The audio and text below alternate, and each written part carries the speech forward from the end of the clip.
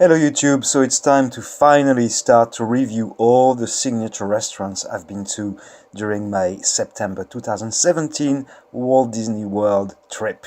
And today we're going to start with Jiko The Cooking Place at Animal Kingdom Lodge.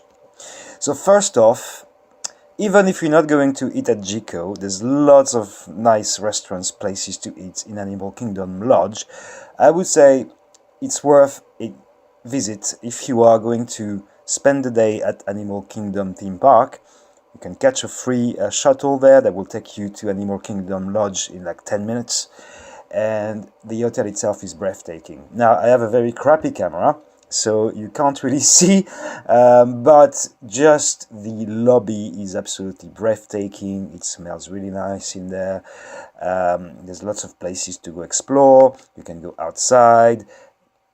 I don't know why, but I didn't take any pictures of the animals outside because I was too busy looking at them and chatting with their cast members. But yes, you can see giraffes, zebras, these kind of things. So it's pretty amazing, just, as part of a hotel visit.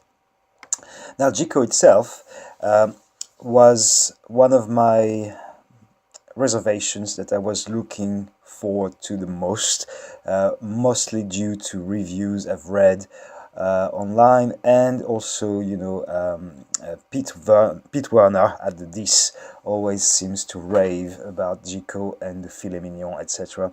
So I thought I'd give it a try.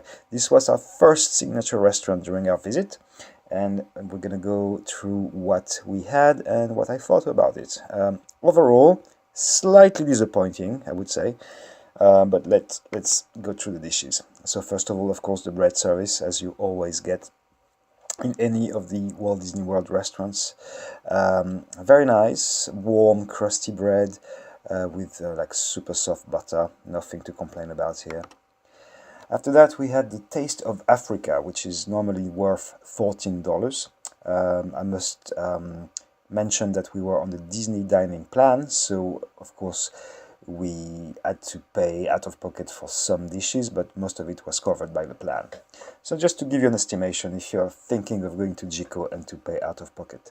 So the Taste of Africa starter is a collection of African-inspired dips and breads. So you get a sesame fatir, house-made flax seed naan, and I forget what the other thing is. Looks like a poppadom to me. All the dips were very nice. Sadly, I would not be able to remember exactly what they were.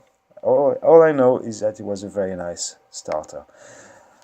To go with that, we ordered the cheese and charcuterie board, which was $20. And no, you're not dreaming, we didn't take a photo of this halfway through the dish. This was all you got for $20. So I thought it was a little bit on the light side. 3 very small portions of cheese and, not that much charcuterie either. It was all very nice. I've had better charcuterie elsewhere, I'm not going to lie. So I would say I would not really recommend this one. For the cheese, there was a blue cheese called Bailey Hazen Blue.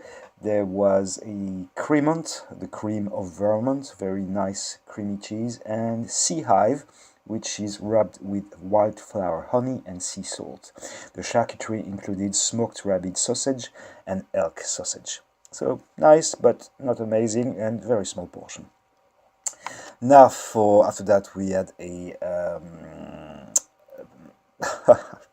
how do you call it? I think it was just lemon sorbet, to cleanse our palates. But that's it. After that, the piece de résistance, of course, which was the oak grilled filet mignon at $49. We both had that. So very nice piece of meat for sure, but also kind of very small. The smallest steak I got at Walt Disney World, and not the best steak either. It was very nice, but it wasn't mind-blowing either. And for $49, you kind of expect of being mind-blown. Now the good thing is that because it was on the dining plan, we didn't actually pay $49 for it. But still, so it comes with a bobo tea mac and cheese. Bobo tea being a South African sausage. Grilled asparagus and South African red wine sauce, which was all very nice, but again, if you see my fork on the side of the plate, you know, it's not a massive dish at all. So I was kind of disappointed in it because I heard so many raving reviews about this dish, and it was just very nice, but just okay. Desserts were very nice, I must say. We had the Kilimanjaro, no, sorry, this is the Malva Pudding, which is a milk tart ice cream surrounded by kataifi with a white chocolate tuile and a Cabernet gelée. Very nice, for sure. And then here we had the Kilimanjaro, which is a Tanzanian chocolate mousse with the pistachio financier, pink peppercorn meringue, cacao nib crunch, and ras el hanout pineapples.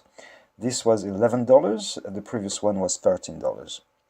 And that's it. So we had very, very good service, I must say. The waiter that took care of us was very nice, very knowledgeable, very friendly, so he was able to recommend nice wines to pair with our dishes.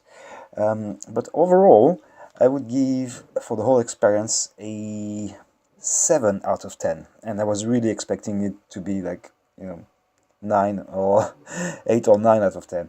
But I would go back. However, it would not be on my top 3 choices, for sure. So maybe I got the wrong dishes, I don't know. Let me know what you think in the comments below. I thought it was good, but just good, not excellent. And that's it for my review of Jiko, so stay tuned for further reviews coming up soon. Cheers.